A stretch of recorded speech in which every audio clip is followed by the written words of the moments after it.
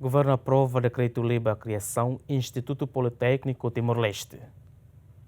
Lihusi reunião com os ministros e a quarta, né? Governo aprova projeto de decreto-lei e apresenta o ministro do Ensino Superior, Ciência e Cultura, José Honório da Costa Pereira Jerônimo, para a criação Instituto Politécnico Timor-Leste. Instituto Politécnico Timor-Leste nebe habada konaran IPTL, onde troca atual Instituto Politécnico Betano, onde for caráter nacional para estabelecimento do ensino superior FONE, órgãos em exercício, recursos humanos, docente, no la docentes, no patrimônio Instituto Politécnico Betano União, na fatin la altera, a tunune pela garante continuidade institucional no funcionamento escola superior Siranebe funciona desde Tinarim Rua São Rito, sem prejuízo da criação de unidades orgânicas FON. Instituto Politécnico Timor-Leste, nia sede se ia Betano, no nia gestão administrativa, no acadêmica, bel inclui escolas superior e município Siracelo. Condição adequada Sira e a ona